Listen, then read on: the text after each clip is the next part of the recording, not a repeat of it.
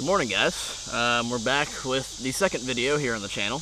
I wanted to start off this video by simply saying thank you guys so much for the incredible engagement with the first video and with the channel itself. I believe as of this morning we're over like 1,100 subscribers or something, 1,150, so that's awesome. I really do appreciate it. And I also mentioned as well that I probably wouldn't be posting as much while I'm still here in Arkansas, which, as you can see, is the fact. I think it's been about 4 or 5 days since that first video came out.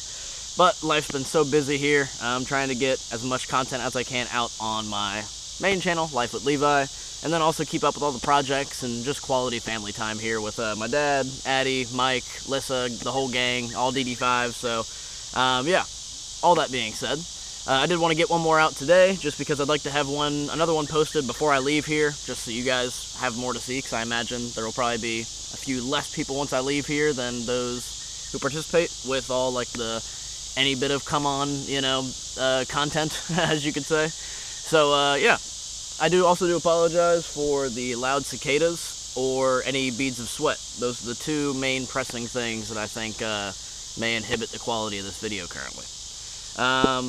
Actually, before we get into today's topic, I did want to bring up something else. So with these videos, I plan on experimenting quite a bit whenever I get back home. I'd like to try some different stuff, whether that be walking around while I'm doing it, setting up the camera, and this will actually make it more doable. Whenever I get home, I'll actually have some wireless mics that I plan on buying here in the next couple days that should arrive at the house by the time I'm back. So that'll really be able to change up how I can make this content, because ideally I'd like to be able to set this up in the distance and be able to walk and talk. I'm a pacer. As I'm thinking and as I'm talking, I like to walk around. If you ever see me on a phone call, I'll sit there and have my phone up against my ear and I'll walk 1.5 miles in circles around a coffee table. You know what I mean? So I want to be able to do that and not feel so stuck. And also I feel like it would add more for the actual visual experience. Although the content of this is more auditory, I plan on these videos being more or less used for the audio than it is the video, but the video will play into the effect of it. So hence wanting to have beautiful views and have cool things for your eyes to see rather than just me talking here in front of the camera with a still backdrop. But all that will come in the following few videos. For now, we're just going to try to stay consistent with it. Like I said, I plan on being more consistent whenever I'm back home, because I'll actually be able to get back into a routine where I can make these on a schedule rather than trying to fit in a time like right now where I only really had time to film this video because Dad had to go fill up the gas cans and Mike had to get some creamer. So I had a few minutes to pop off, film this video, and yeah, so let's just go ahead and hop into it. Today, I did want to discuss, I figured with the first real educational type video, it would be on one of the biggest things that has changed the way I think and the way I've lived my life, which was touched on in the first video, but we'll elaborate more upon it in this one, which is the right being precedes right doing. Hopefully you can see that, but right being precedes right doing. I have VIP statement written right next to it because it's a very important statement. To start, I'd say the general basis around right being precedes right doing can simply be broken down into another statement, which is working for the process will get you more of an outcome than working for the outcome, if that makes sense. I touched on this a little bit in the first video, but I said that this was the thinking that made it possible for me to be able to do this YouTube stuff. Being able to love working for the process of doing it, and that supersedes even just when it comes to work. I'm thinking about the little things, like all tying back into at least where we're also getting into is gratitude, but enjoying every step of the process. And I mean, I take this as simple as like making my coffee in the morning. It's almost a ritual at this point, but taking those little steps, opening the bag and pouring the espresso into, the puck, and then tamping it down and putting it inside the espresso machine and getting out the espresso and pouring in the milk and making, my cafe con leche or whatever, espresso, whatever I'm making, my latte. And the right being precedes right doing, working for the process, loving each step of that process will bode better outcomes than trying your best to get a direct outcome, if that makes sense. I have this little snippet here. A lot of this, every time you see me holding this book, a lot of these are from those conversations that I've had with John McConnel.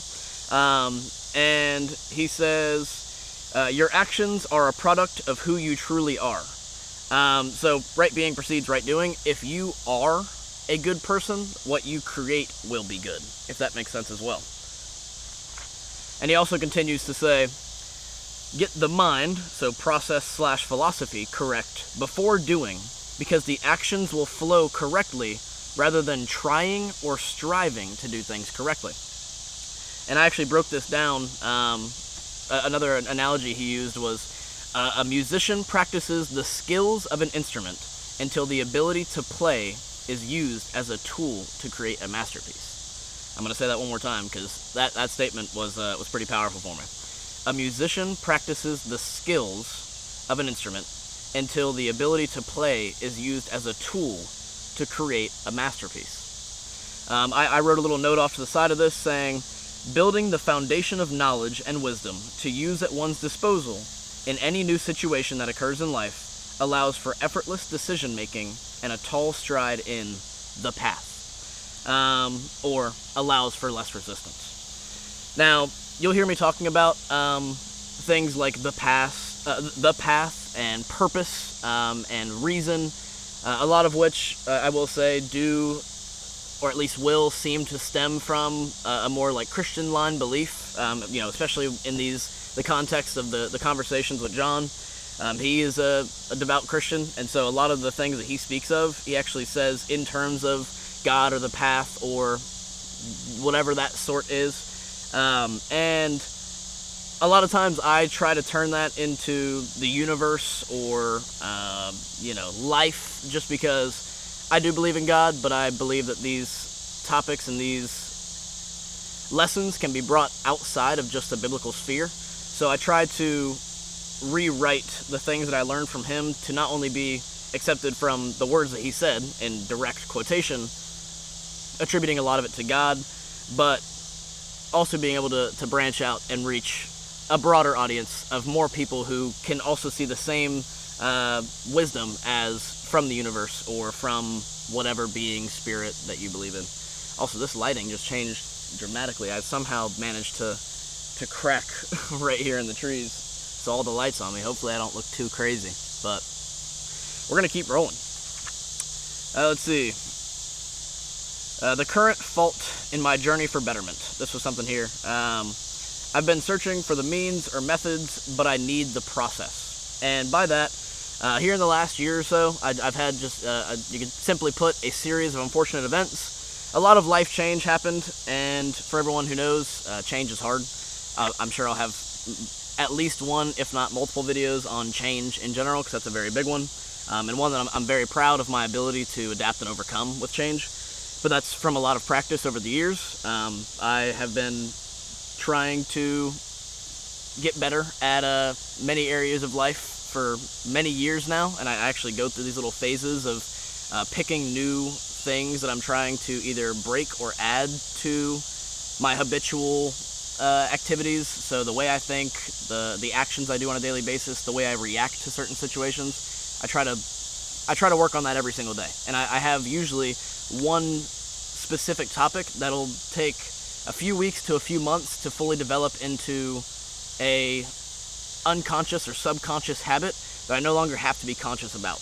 And then I can now check that off my checklist as something that I have, I guess, cured or fixed, although I wouldn't necessarily say there's anything wrong with anyone or myself, but rearranged, or I guess reorganized, the way I view or think or see or react to X situation.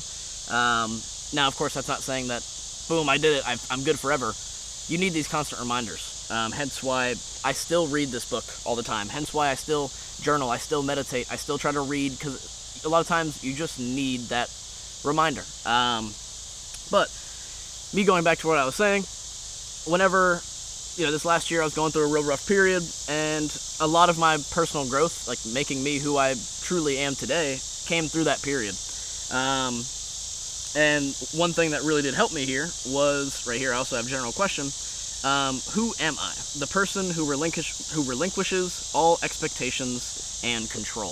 This is something that John says is very, very important, the relinquishing of control. And in his belief system with God, he believes that he's putting all of his big decisions in the hands of God, because God has written the path for him. So he already has every action he plans to ever do already accounted for by God, and he puts all of his own hardships and confusion and questions into God's hands and allows God to answer for him. For me, the way at least I view it is putting my problems on like the whiteboard or the chalkboard of space in my head, if that makes sense. It's like, what are the pressing issues currently in life? And let's keep those front of mind. Not something to stress about, but something to work towards. And one thing that, I'm going to go on a million tangents in all these videos. I hope you're just ready and welcome for it. But we'll try our best to get back to the main point every time. All that being said, when it comes back to right being precedes right doing, being able to work for the progress or for the process, or being able to actually like enjoy each part of it, makes it to where you're not end goal driven and struggle to be okay with having those problems up until a point of resolution, because it's almost as fulfilling to be working on these problems as it is to have solved it, if that makes sense. I scooted forward because I was in the sun. The whole point was to avoid being hot, hence why I sat in the shade. And my camera is actually currently overheating. I can see the notification. But with all that being said, we'll just go ahead and wrap it up here. We'll call it a 12-minute video. I'll try to get this one out for you guys. I hope that was just a nice little intro of kind of how I plan to let my brain speak to you guys. That's the kind of stuff that I think about on a daily basis. Once again, a lot more topics to come, a lot cooler videos here hopefully as well, as I decide to start messing with the style and change it around. I'm really looking forward to this form of content. I hope you guys have enjoyed what I've put out thus far, and please look forward to a lot more. I promise we're going to do nothing but get better. That's my entire life motto pretty much. It's just every day being better than the last. So I would love for you guys to join me along on the journey. There's a lot of fun stuff coming up, and I love you guys. I appreciate you watching, and and I will see you in the next video. Peace!